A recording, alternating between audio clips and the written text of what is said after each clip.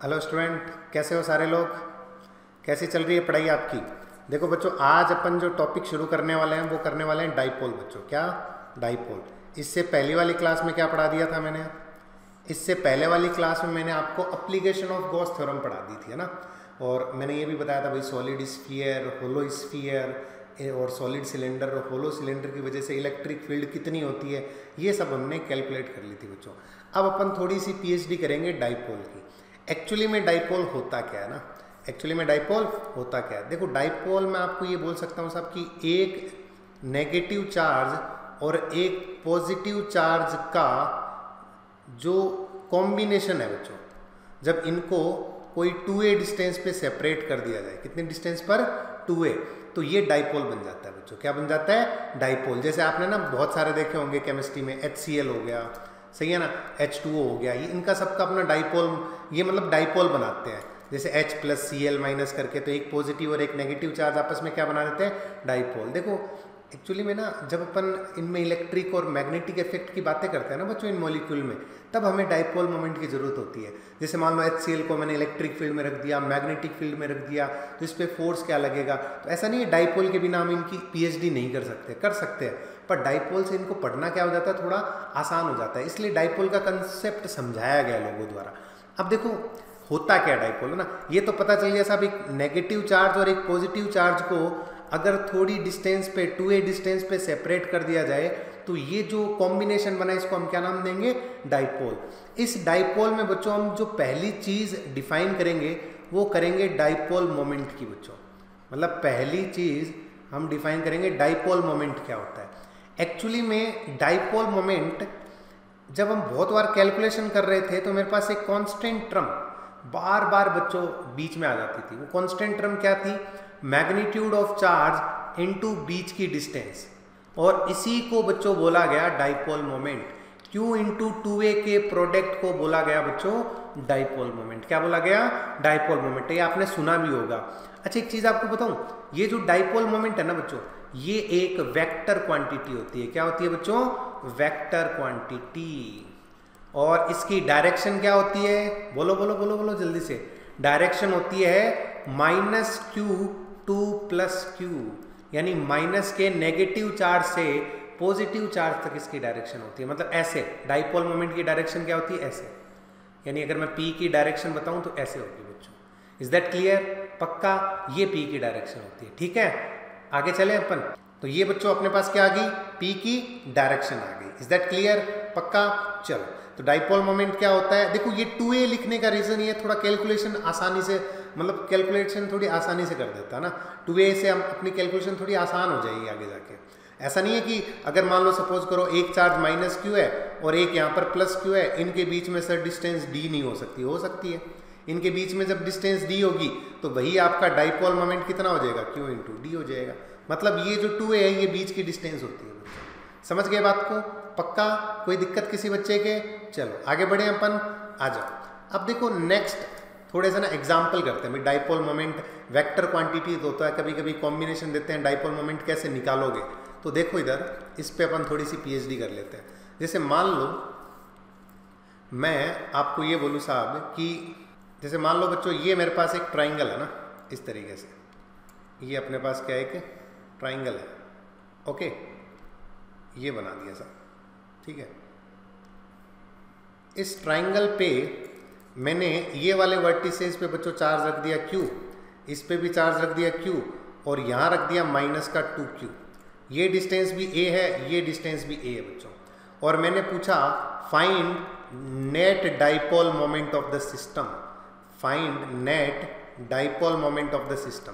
इस सिस्टम का dipole moment क्या होगा बच्चों, इस सिस्टम का डाइपोल मोमेंट क्या होगा। तो फिर मैंने सोचा यार ये तो बहुत आसान क्वेश्चन है, ये तो मैं आराम से कर सकता हूँ। कैसे, देखो ये जो -Q है ना, ये -Q, इसको दो चार्ज में डिवाइड करो, एक ये -Q, एक ये -Q। तो देखो एक -Q और +Q यहाँ पर डाइपोल मोमेंट बना लेंगे, एक -Q और +Q यहाँ पर डाइपोल मोमेंट बना लेंगे। तो एक्चुअली में मेरे पास देखो एक डाइपोल मोमेंट अगर P इधर है तो दूसरा डाइपोल मोमेंट मेरे पास P ही इधर है। P सेम क्यों है बताओ, क्योंकि यहाँ पर चार्ज और उनका मैग्नीट्यूड सेम है, इसलिए ये जो P1 P2 डाइपोल मोमेंट है ये दोनों क्या आ गए, सेम आ गए। सही है। अब देखो P और P का बीच का रिजल्टेंट कितना हो जाएगा, रूट का 2P अगर परपेंडिकुलर होंगे तो इसका मतलब नेट डाइपोल मोमेंट कितना आ गया बच्चे मेरे पास है, रूट का 2 इंटू पी आ गया, रूट का 2 इंटू पी। और P की वैल्यू कितना लिख सकता हूँ मैं, Q इंटू ए लिख सकता हूँ। कितना लिख सकता हूँ, Q इंटू ए बच्चों। Is that clear? कोई दिक्कत किसी बच्चे को? खत्म कहानी। बताओ क्या दिक्कत है? एकदम आसान है, सारी चीज़ें बहुत आसान है, बस आपको चीज़ें समझनी है कि करना कैसे है, हमें करना कैसे है बच्चों। ठीक है, नेक्स्ट एग्जाम्पल में चलें, आ जाओ साहब। देखो IIT वैसे ना काफ़ी सवाल पूछ लेती है इसमें, डाइपोल मोमेंट में खूब सवाल बना देती है ना। तो जैसे मान लो मैं एक सवाल और करवाता हूँ ना आपको। देखो डाइपोल की PhD करना, डाइपोल से बहुत सवाल पूछे गए हैं अभी तक, सच बता देता हूँ आपको, डाइपोल से सच में बहुत सारे सवाल पूछे गए हैं। तो जैसे मान लो सपोज करो मैं आपसे बोलूँ कि भाई ये मेरे पास एक रोड है, मान लो ना ऐसे, ये मेरे पास क्या बच्चों एक रोड है, ठीक है, ओके। और मैं इसको थोड़ा ऐसे सेट कर देता हूँ, ये लो सा, ठीक है ये, और ये देखो इसका सेंटर है ना, इसका जो आधा पोर्शन है ना बच्चों, इसको हमने नेगेटिव चार्ज दे रखा है, ठीक है। और जो बचा हुआ आधा पोर्शन है उसको हमने कितना चार्ज दे रखा है बच्चों, पॉजिटिव चार्ज दे रखा है। कितना दे रखा है, पॉजिटिव। यहाँ पर भी charge per unit length minus lambda है और यहाँ पर charge per unit length plus lambda है बच्चों। कितना है, प्लस लेमडा, ठीक है। अब आपसे पूछा है, अच्छा दोनों की डिस्टेंस बताता हूँ, ये ए है और ये डिस्टेंस भी बच्चों ए है, और आपसे पूछा गया है find dipole moment of the system. इस सिस्टम का डाइपोल मोमेंट क्या होगा। अब बच्चा बोलता है सर ऐसा तो अभी आपने बताया ही नहीं, अभी तक तो हमने किया था वो पॉइंट चार्ज के लिए किया था, अब ये चार्ज क्या है, डिस्ट्रीब्यूट हो गया बच्चों। तो मन में पहला सवाल आता है साहब इंटीग्रेशन से होगा, तो आधी ज़्यादा जनता वही सवाल छोड़ देती है। देखो करना कैसे, आप सोचो, आप यहाँ से जाओ x पर और आप ले लो dx का सेगमेंट, ले लिया आपने, कोई दिक्कत। इस सेगमेंट का चार्ज कितना होगा, dq, which is equal to lambda into dx। Similarly आप इधर भी जाओ नेगेटिव भी x पर, और यहाँ पर भी एक चार्ज ले लो बच्चों, लेकिन ये चार्ज कैसा होगा, माइनस dq, और वो होगा लेमडा इंटू dx, वो माइनस का, ठीक है। अब आप गौर से सोचो, ये वाला तो है माइनस dq और ये वाला है बच्चों प्लस dq, और दोनों के बीच की डिस्टेंस कितनी है, 2x। तो ये क्या बनाएंगे, एक डाइपोल मोमेंट बनाएंगे। क्या बनाएंगे, डाइपोल मोमेंट। वो कितना होगा, dq into 2x, dq into 2x। Is that clear? कोई दिक्कत किसी बच्चे को? अब देखो इधर dq इंटू 2x, dq की वैल्यू कितनी लिख सकता हूं मैं, लेमडा इंटू dx। कितनी, लेमडा इंटू dx, इंटू कितना हो जाएगा बच्चों, 2x हो जाएगा। कितना हो जाएगा, 2x। सही है ना? अरे बोलो यार, कोई दिक्कत किसी को? फिर क्या करूं बताओ, dp इक्वल टू कितना आ गया मेरे पास, ये आ जाएगा बच्चों 2 lambda into x dx। Integration कर दूं, इंटीग्रेशन कर देता हूं ना, यहां से 0 से, देखो इंटीग्रेशन a की लिमिट होगी तो 0 से a तक इंटीग्रेशन आएगा भाई, और ये हो जाएगा 0 से लेके p तक। तो p आ जाएगा मेरे पास कितना, 2 लेमडा, देखो ये a स्क्वायर बाई 2 आ जाएगा बच्चों, तो ये आ जाएगा लेमडा इंटू ए स्क्वायर, लेमडा इंटू ए स्क्वायर। ये मेरे पास डाइपोल मोमेंट आएगा बच्चों। क्या आएगा, dipole moment of this system. Is that clear? कोई दिक्कत? कोई दिक्कत हो ही नहीं सकती बच्चों को, एकदम आसान है, मतलब कह रहा हूँ जिंदगी बहुत आसान है भाई। आगे बढ़े, आ जाओ फिर एक और सवाल करते हैं। ओके बच्चों, तो नेक्स्ट क्वेश्चन पे आते हैं। देखो नेक्स्ट क्वेश्चन क्या है कि ये मेरे पास एक रिंग है बच्चों ना, जिसको एक्चुअली मैंने पॉजिटिव चार्ज दे रखा है और यहाँ सेंटर पे नेगेटिव चार्ज रखा है। मतलब ये एक रिंग है जिसको मैंने क्या दे दिया, नेगेटिव चार्ज दे दिया बच्चों ना। ये मेरे पास क्या हो गया, नेगेटिव चार्ज हो गया। और चार्ज पर यूनिट लेंथ कितनी दे दी बच्चों मैंने इसको, तो ये मैंने बच्चों इसको पॉजिटिव चार्ज दे दिया, और चार्ज पर यूनिट लेंथ कितनी लगा दी, लेमडा लगा दी बच्चों ना। कितनी लगा दी, लेमडा, ठीक है।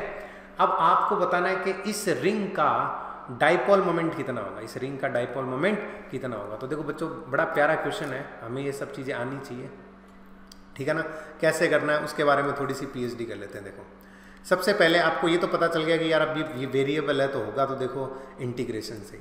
तो आप क्या करना बच्चों, थीटा पे जाओ, ठीक है, और डी थीटा का एक छोटा सा सेगमेंट ले लो, ऐसे ले लिया आपने, थीटा पे जाके डी थीटा का एक छोटा सा सेगमेंट ले लिया। इसका चार्ज बताओ कितना होगा, इस सेगमेंट के इतने से का।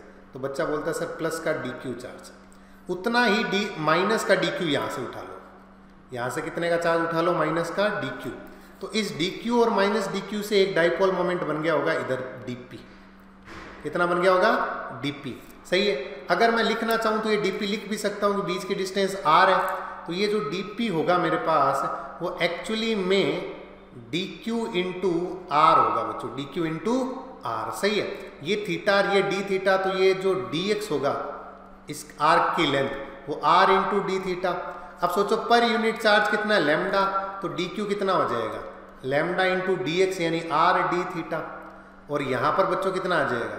इंटू r आ जाएगा, तो ये हो जाएगा lambda into r square d theta. बच्चों ये तुम्हारे पास आ गया dp। कितना आ गया? dp। समझ गए बात को? ये dp आ गया हमारे पास। लेकिन एक बात आप नोट करो, ये जो dp है हमारा वो एक्चुअली में एंगल कितना बना रहा है? थीटा बना रहा है। कितना बना रहा है? थीटा।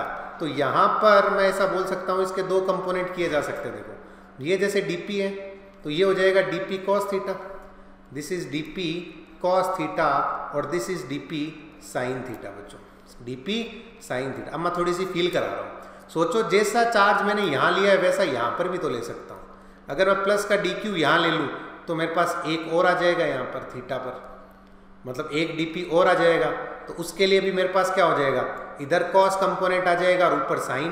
तो देखो यहाँ का cos और यहाँ का cos तो कैंसिल हो रहा है, यानी नेट डाइपोल मोमेंट आएगा वो dp sin थीटा की डायरेक्शन में आएगा।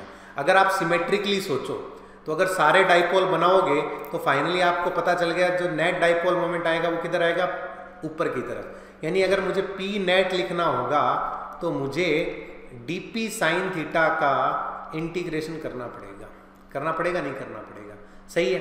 अब बच्चा बोलता है सर dp sin थीटा का कैसे करूं? देखो dp की वैल्यू रखो पहले तो, lambda r square d theta into sine theta. बच्चों कर लिया। अब देखो यहाँ से कांस्टेंट टर्म बाहर ले लो, लैम्डा इंटू आर स्क्वायर बाहर ले लिया, और ये आ गया sine theta into D theta. Angle कहाँ से कहाँ तक? थीटा 0 से पाई तक वेरी करेगा बच्चों, तो 0 से पाई तक लिख लो। तो ये हो जाएगा लैम्डा आर स्क्वायर। अब साइन थीटा को क्या लिख सकते हो? इंटीग्रेशन माइनस का कॉस थीटा, कहाँ से कहाँ तक? 0 से पाई तक। तो ये हो जाएगा बच्चों लैम्डा आर स्क्वायर, और अगर आप यहाँ लिमिट रखोगे तो 2 हो जाएगा। यानी आपका जो आंसर होगा फाइनली, जो पी नेट आएगा वो पी नेट आ जाएगा बच्चों कितना? 2 लैम्डा इंटू आर स्क्वायर। लेकिन हमने अभी तक लैम्डा की वैल्यू पुट नहीं की। लैम्डा क्या है? Charge per unit length. Charge कितना है? टोटल क्यू है, और लेंथ कितनी है बच्चों? पाई आर है। कितनी है? पाई आर। तो मैं देखो यहाँ पर वैल्यू पुट करके ना एक अच्छा सा रिजल्ट बनाऊंगा। कैसा रिजल्ट देखते हैं। देखो पी नेट बराबर कितना हो गया? 2 लैम्डा। लैम्डा की जगह क्या लिखूंगा मैं? Q upon pi R. देखो आधी रिंग है इसलिए पाई आर लिखा है, into lambda R square. Sorry lambda तो कैंसिल हो गया ना, तो इंटू क्या हो जाएगा? आर स्क्वायर हो जाएगा। ठीक है, तो आर से आर कैंसिल हो गया। यहाँ कितना हो जाएगा फिर? Q into 2r by pi. ये पी नेट आएगा बच्चों। ये क्या आ जाएगा आपके पास? है पी नेट आ जाएगा। सही है। अब बच्चों चाहें तो अपन इसको सॉल्व कर सकते हैं कि भाई पी नेट तो मेरे पास इतना आ गया। अब अगर मैं इसको एक देखो कॉन्सेप्ट बना देता हूँ इसका एक। अगर पी नेट आपने गौर से देखा तो क्यू इंटू अगर 2r पाई की बात करो तो ये आर सीओम होता है, मतलब सेंटर ऑफ मास से डिस्टेंस होती है। क्या होती है? सेंटर ऑफ मास से डिस्टेंस। यानी कि ये जो रिंग थी ना, ये वाली रिंग ऐसे, जैसे मान लो ये रिंग ऐसे है ना, ठीक है। अब सोचो इस रिंग का ये जो प्लस क्यू चार्ज है ना, वो इसके सेंटर ऑफ मास पे रख दो बच्चों। रख दिया तो ये वाली डिस्टेंस कितनी होती है? 2r बाई पाई, और यहाँ पर क्या रख दिया? Minus Q. तो आप सोचो डाइपोल मोमेंट सिर्फ इसका रख सकते हो। इसका डाइपोल मोमेंट निकालना तुम्हारे पास बहुत आसान काम हो जाएगा। Q into 2r by pi, Q into 2r by pi. तो आपको इंटीग्रेशन नहीं करना पड़ेगा बच्चों, इंटीग्रेशन नहीं करना पड़ेगा। अगर आपने ना पिछले सवाल में देखा होगा, पिछले सवाल में भी ये कर सकते थे। इसका सेंटर ऑफ मास बीच में था और इसका सेंटर ऑफ मास भी देखो बीच में है, ये भी बीच में है और ये भी बीच में है। तो इन दोनों के बीच की डिस्टेंस a हो जाएगी भाई, a/2 a। और टोटल चार्ज कितना है? लैम्डा इंटू ए। भाई पॉजिटिव चार्ज देखोगे तो ए लेंथ में लैम्डा इंटू ए, और बीच की डिस्टेंस a तो लैम्डा इंटू ए। तो पिछले सवाल में भी ऐसा कर सकते थे बच्चों। मतलब ये कॉन्सेप्ट सब जगह लग सकता है, ये कॉन्सेप्ट सब जगह लग सकता है बच्चों। बात समझ में आई? पक्का? तो देख लो मैंने इंटीग्रेशन से भी कर दिया, बिना इंटीग्रेशन से भी कर लिया। अगर नहीं समझ में आए तो आप दोबारा इसको सुनो तो आपको ज़्यादा अच्छा समझ में आएगा। ठीक है। और इसी तरीके से कभी कभी मेरे को और भी अच्छे अच्छे क्वेश्चन पूछे जाते हैं। जैसे फॉर एग्जाम्पल एक चीज़ मैं आपको बताता हूँ कि कभी कभी मान लो ऐसा आ जाए जैसे बच्चों ये मेरे को क्या दे रखा है कि एक डिस्क दे रखी है बच्चों ना ऐसे, और ये दो पार्ट मैंने इस डिस्क के कर दिए। इस डिस्क को चार्ज Q दिया है और इस डिस्क को चार्ज माइनस Q दिया है। इस पे मैं मान लेता हूँ साहब पॉजिटिव चार्ज है सारा का सारा, और इसमें जितना भी चार्ज है वो सारा का सारा नेगेटिव है बच्चों ना, ठीक है, यूनिफॉर्मली डिस्ट्रीब्यूटेड है। आपसे पूछे इस सिस्टम का डाइपोल मोमेंट क्या होगा, इस सिस्टम का क्या होगा डाइपोल मोमेंट, और रेडियस इसकी कितनी दे दूं r। तो बच्चा बोलता है सर ये तो बहुत आसान क्या काम हो जाएगा, कैसे भाई, ऊपर वाले का चार्ज उसके सेंटर ऑफ मास पे रख दो और नीचे वाले का चार्ज उसके सेंटर ऑफ मास पे रख दो। आपको पता है डिस्क का सेंटर ऑफ मास कितना होता है 4r/3π पे, और ये भी कितना हो जाएगा 4r/3π पर, सही है, और ये कितना माइनस का Q है। तो नेट डाइपोल मोमेंट ऊपर की तरफ आएगा और वो आएगा कितना Q इंटू बीच की डिस्टेंस, तो बीच की डिस्टेंस हो जाएगी 8r/3π, तो ये हो जाएगा 8qr/3π is the net dipole moment, is the net dipole moment. खत्म कहानी, और बताओ।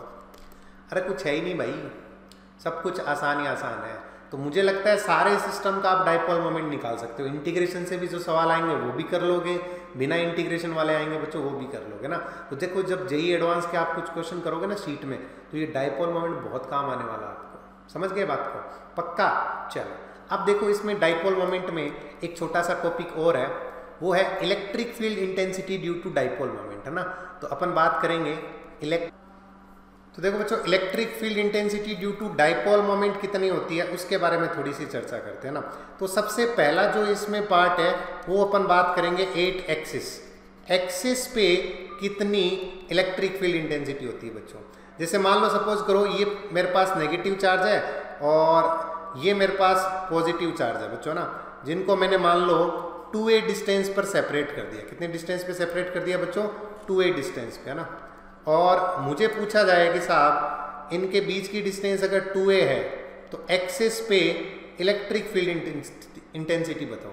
एक्सिस पे मान लो कोई पॉइंट A ले लेता हूँ जो कि इसके सेंटर से, याद रखना बच्चों कहाँ से, सेंटर से r डिस्टेंस दूर है। इसके सेंटर से कितना डिस्टेंस दूर है, r डिस्टेंस दूर है। इस पॉइंट A पर इलेक्ट्रिक फील्ड बताओ। तो देखो इस पॉइंट A पर अगर इलेक्ट्रिक फील्ड बतानी है तो सबसे पहले अपन बात करेंगे इस पॉजिटिव चार्ज के कारण। देखो ये पॉजिटिव चार्ज इसको इधर धक्का मारेगा तो इसके कारण इलेक्ट्रिक फील्ड इंटेंसिटी होगी E1। कितनी होगी E1। अब देखो पॉजिटिव चार्ज पास में है तो E1 ज्यादा होगा बच्चों, है ना। और नेगेटिव चार्ज बच्चों इसको खींचेगा तो इसकी वजह से इलेक्ट्रिक फील्ड इंटेंसिटी कितनी होगी E2। लेकिन वो किधर होगी बच्चों, अंदर की तरफ होगी, क्योंकि नेगेटिव चार्ज खींचेगा। तो जो नेट इलेक्ट्रिक फील्ड इंटेंसिटी आएगी वो इधर आएगी। क्यों आएगी, because E1 is greater than E2। क्यों होगा E1 E2 से ज्यादा, बिकॉज चार्ज पार्टिकल जो है वो A के पास में है पॉजिटिव वाला, तो E1 ज्यादा होगा। तो इसी तरीके से अगर मैं यहाँ पर नेट इलेक्ट्रिक फील्ड इंटेंसिटी लिखूं बच्चों, तो नेट इलेक्ट्रिक फील्ड इंटेंसिटी आ जाएगा E1 माइनस E2। अब E1 कितना है, देखो E1 मेरे पास अगर लिखना है तो पहले मुझे ये डिस्टेंस देखनी पड़ेगी। साहब ये डिस्टेंस कितनी है, ये वाली। देखो E1 के लिए मुझे ये डिस्टेंस चाहिए और मेरे अंदाज से ये डिस्टेंस हो जाएगी r माइनस a, और E2 के लिए मुझे ये डिस्टेंस चाहिए होगी बच्चों, तो ये वाली डिस्टेंस हो जाएगी r प्लस a।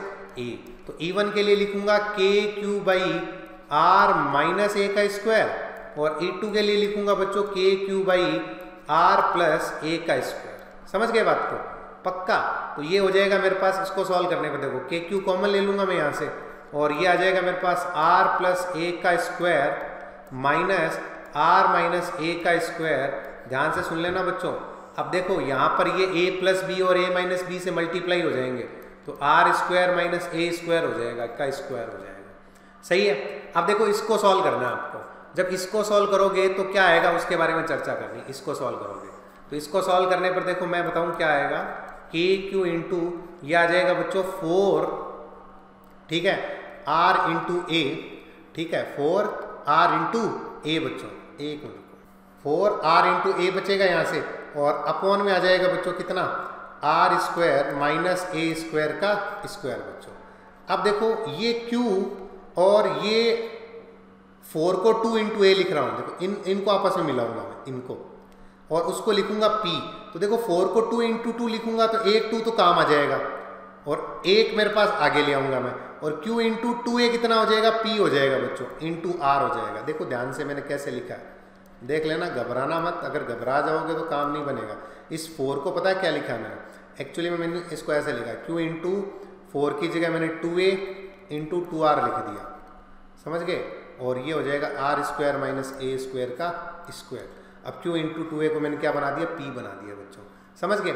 लेकिन ये तो आपके पास इलेक्ट्रिक फील्ड का फॉर्मूला आ गया, हमें ये याद नहीं रखना है, हमें electric field due to short dipole याद रखना है, for short dipole, small dipole है ना, फॉर शॉर्ट डाइपोल, छोटे डाइपोल के लिए, जिसमें ये जो A होगा बच्चों 2A, वो एक्चुअली में R से बहुत छोटा होगा, तो उस समय A का स्क्वायर हो जाएगा ना, उसको नेगलेक्ट कर देंगे, यानी उस समय A का स्क्वायर को अपन क्या कर देंगे, नेगलेक्ट। तो A का स्क्वायर जब इस फॉर्मूले में से नेगलेक्ट हो जाएगा तो ये फॉर्मूला बन जाएगा, देखो कैसे, 2kp r इंटू यहाँ से हो जाएगा r की पावर 4 और A कैंसिल हो जाएगा R, तो फाइनल फॉर्मूला आएगा 2kp by R cube, 2kp by R cube. यानी यहाँ पर मैं फाइनल रिजल्ट लिखूँ तो E की वैल्यू आएगी 2kp बाई आर क्यूब, जो बहुत इंपॉर्टेंट है बच्चों, बहुत ज़्यादा इंपॉर्टेंट है, मैं तो ये कह रहा हूँ, ये आपको याद होनी चाहिए,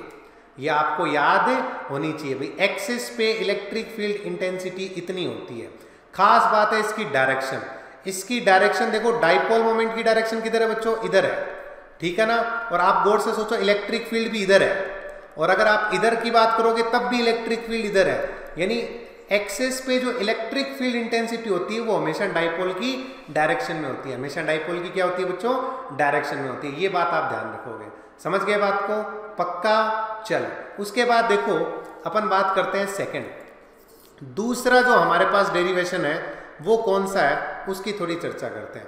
मान लो इलेक्ट्रिक फील्ड मुझे इक्वेटोरियल पॉइंट पर निकालना हो, कहां पर, इक्वेटोरियल पॉइंट पर। अब ये इक्वेटोरियल पॉइंट कौन सा होता है पहले तो वो देख लेते हैं। जैसे मान लो सपोज करो कि साहब मैंने एक डाइपोल बना लिया ना, ठीक है, जैसे बच्चों इस बार डाइपोल में थोड़ा सा इधर बना लूँ क्या, बना लूँ, चलो बना लेते हैं, ठीक है, थोड़ा बड़ा डाइपोल बना लिया मैंने, और ये बच्चों नेगेटिव चार्ज है, ठीक है, ये मेरे पास क्या हो जाएगा, नेगेटिव चार्ज, और ये मेरे पास हो जाएगा बच्चों पॉजिटिव चार्ज। और इक्वेटोरियल जो प्लेन होता है ना वो एक्चुअली में परपेंडिकुलर प्लेन होता है, ये इसको इक्वेटोरियल प्लेन बोलते हैं। तो यहाँ पर पॉइंट ए है और ये वाली डिस्टेंस वही ए, और ये वाली डिस्टेंस भी कितनी हो जाएगी ए, और डाइपोल मोमेंट वही क्यू पी क्या हो जाएगा यहाँ पर, क्यू इंटू 2a हो जाएगा, समझ गए बात को। और ये भी शॉर्ट डाइपोल ही लेंगे। अब आप सोचो जो माइनस का चार्ज है ना उसकी वजह से इलेक्ट्रिक फील्ड इंटेंसिटी, एक्चुअली में माइनस का चार्ज है वो इधर खींचने का काम करेगा, तो उसकी वजह से इलेक्ट्रिक फील्ड इंटेंसिटी ई इधर होगी, सही है। और ये जो प्लस का चार्ज है वो किसका काम करेगा, धक्का देने का काम करेगा, किसका काम करेगा, धक्का देने का। तो प्लस के चार्ज की वजह से जो इलेक्ट्रिक फील्ड इंटेंसिटी आनी है बच्चों वो ई इधर आनी है, किधर आनी है, ई इधर आनी है। तो नेट इलेक्ट्रिक फील्ड इंटेंसिटी देखो, मैं ध्यान से देखो किधर बना रहा हूँ, नेट इलेक्ट्रिक फील्ड इंटेंसिटी बनानी है मेरे को। अगर ये एंगल थीटा है तो क्या ये एंगल भी थीटा होगा, बिकॉज ये एक आपको सिमेट्रिक से आइसोसेलेस ट्राइंगल दिख रहा है भी, देखो ये थीटा हो जाएगा तो ये भी थीटा हो जाएगा, ये थीटा हो जाएगा तो ये भी थीटा हो जाएगा बच्चों। तो आप गौर से सोचो, अगर दो वेक्टर इक्वल एंगल पे है तो रिजल्टेंट तो बीच में आना है इनका, ई नेट तो अपना इधर आना है ना, आना है नहीं आना, कैसे आना है देखो मैं बताता हूँ। इस ई का कंपोनेंट करोगे तो इधर आएगा ई कॉस थीटा, सही है, और ऊपर आएगा ई साइन थीटा। सिमिलरली इसके कंपोनेंट करोगे तो ई कॉस थीटा इधर और ई साइन थीटा इधर, तो ई साइन थीटा तो कैंसिल हो गए बच्चों, ई साइन थीटा दोनों क्या कैंसिल हो गए। तो नेट इलेक्ट्रिक फील्ड इधर आ गया 2e cos theta, 2e cos theta, तो यही आपका नेट इलेक्ट्रिक फील्ड होगा। तो यहाँ पर जो नेट इलेक्ट्रिक फील्ड आया है वो 2e कॉस थीटा आया बच्चों, 2e कॉस थीटा। 2e की वैल्यू कितनी, KQ/r²। देखो ये r होगा तुम्हारा ना, तो r को मैं लिख देता हूँ थोड़ा सा, देखो r आपके पास ये है बच्चों, अंडर रूट कितना, देखो ये है छोटा r, तो ये हो जाएगा a² प्लस r², सही है। तो ये हो जाएगा KQ/r², r² का मतलब under root a² plus r² का square into cos theta. Cos theta क्या होता है, बेस, बेस कितना है तुम्हारे पास a अपॉन परपेंडिकुलर, यानी रूट का a² प्लस r² बच्चों, समझ गए बात को, पक्का पक्का। अब देखो ये क्या हो गया, ये क्या हो गया जनता, ये p हो गया, तो ये kp by a square plus r square की पावर 3/2 हो गया, बिकॉज ये तो 1 है और ये हाफ है, तो 3/2 हो गया, यानी ई नेट मेरे पास इतना आ गया बच्चों। ई नेट कितना आ गया, इतना आ गया। अब मैंने वही बात की थी, किसके लिए सारी चीजें पढ़ते हैं हम, फॉर शॉर्ट डाइपोल। किसके लिए, फॉर शॉर्ट डाइपोल, छोटे डाइपोल की कहानी हम पढ़ते हैं। तो शॉर्ट डाइपोल जो होते हैं उनके लिए क्या चीज होती है, उनके लिए जो a होता है very very less than r होता है। तो अगर a बहुत छोटा है तो e की वैल्यू कितनी हो जाएगी, kp by R cube, kp by R cube, ये आंसर आएगा बच्चों, ये आएगा kp by R cube is the electric. ध्यान रखना ये उसका आधा हो चुकी है, ये उसका आधा हो चुका है, लेकिन ध्यान से सुनो खास क्या चीज है, डाइपोल की डायरेक्शन किधर है, इधर, इलेक्ट्रिक फील्ड की किधर है, अपोजिट, यानी इलेक्ट्रिक फील्ड जो इक्विटोरियल पे जो होता है ना बच्चों, वो हमेशा डाइपोल के क्या होता है, अपोजिट होता है।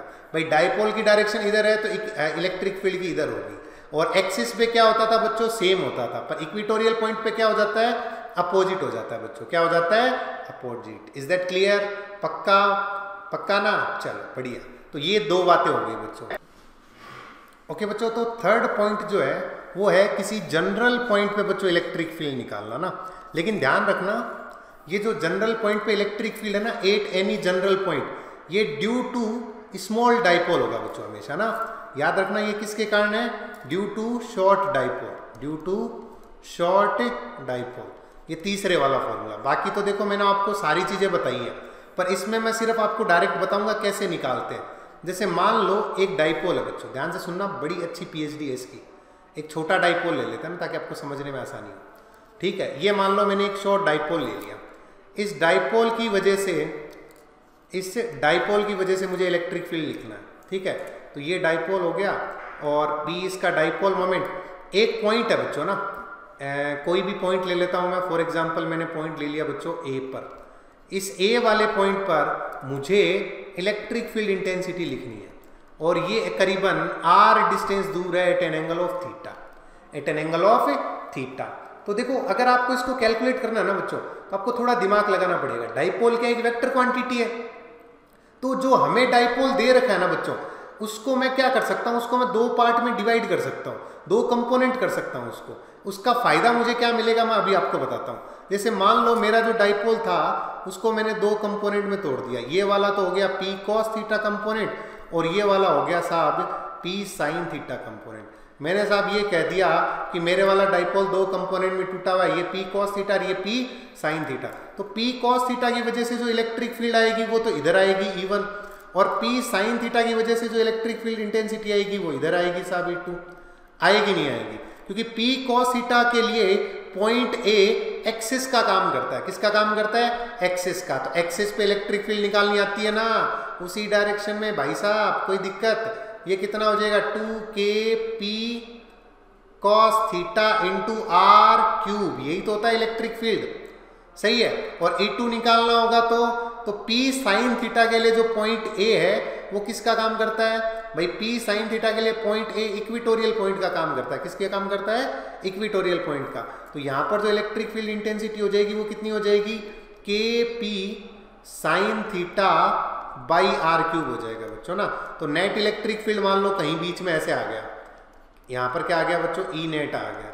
तो अगर आपको ई नेट निकालना हो तो कैसे निकालोगे, आप निकालोगे साहब E1 square plus E2 square, E1 square plus E2 square. अब E1 में देखो, E1 में कौन कौन है, kp r क्यूब E1 और E2 में कॉमन है, तो kp बाई आर क्यूब को मैंने बाहर ले लिया। अंदर कितना बचा ये बताओ, E1 की टर्म में तो बचा 2 cos थीटा, तो 2 cos थीटा का स्क्वायर कर दूंगा, और इधर E2 से कौन बचा, sin थीटा, तो sin थीटा का स्क्वायर कर दूंगा, बच गया। अब इसको सॉल्व करते हैं, तो ये आ जाएगा kp by R cube under root, देखो ये हो गया 4 cos square theta plus sine square theta, सही है। अब एक cos और एक साइन को मिला के क्या बना दो, 1 बना दो, तो यही फॉर्मूला आ जाएगा ई नेट का। तो ई नेट का फाइनल जो फॉर्मूला मेरे पास आएगा वो आएगा बच्चों kp बाई आर क्यूब, ठीक है, अंडर रूट, देखो इसमें से एक cos और एक साइन को 1 बना दो, तो 3 कॉस बच जाएगा, तो ये हो जाएगा 3 cos square theta plus 1, 3 cos square theta plus 1 बच्चों। ये फॉर्मूला बनेगा, काफ़ी इंपॉर्टेंट फॉर्मूला जो मेरे बहुत काम का है जो बच्चों, मेरे बहुत काम का है, सही है। और दूसरी चीज़ ये वाला जो एंगल है इसको हम बोलेंगे अल्फा, और यहाँ से एक लाइन ड्रॉ कर रहा हूँ और ये वाला जो एंगल होगा इसको मैं बोलूँगा बीटा। क्या बोलूँगा? बीटा। देखो ये अल्फा है तो ये अल्फा है, तो सबसे पहले अल्फा निकालते हैं, tan अल्फा निकालते हैं। तो tan अल्फा कैसे आएगा? E2 में E1 का डिवाइड करके आएगा बच्चों, तो tan अल्फा हो जाएगा E2 बाई E1। अगर आप E2 में E1 का डिवाइड करो, देखो E2 में E1 का डिवाइड करो तो इधर से बचेगा साइन थीटा और इधर से बचेगा 2 कॉस थीटा बच्चों। तो यहाँ से tan अल्फा हो जाएगा मेरे पास कितना? tan theta by 2, tan theta by 2, ये आ जाएगा बच्चों। ये समझ गए बात को? तो ये tan अल्फा की वैल्यू आ गई। अब हमें क्या करना है बताओ? हमने tan अल्फा निकाल लिया, हमने E नेट निकाल लिया, अब क्या करना है बताओ? अब हम क्या करेंगे? देखो इस ट्राइंगल को गौर से देखो, ये वाला, इस ट्राइंगल में जो बीटा है वो किसके बराबर होगा? बीटा होगा वो थीटा प्लस अल्फा के बराबर होगा। किसके बराबर होगा? बीटा जो है वो थीटा प्लस अल्फा के बराबर होगा। किसके बराबर? थीटा प्लस अल्फा के बराबर। अब देखो इसमें ना कभी कभी एक स्टार पॉइंट और पूछा जाता है बच्चों ना, देखो मैं इसको रब कर रहा हूँ, आप नोट कर लेना। एक अच्छा स्टार पॉइंट पूछा जाता है, तो मैं आपसे वही पूछ रहा हूँ कि आपसे कई बार पूछेगा फाइंड थीटा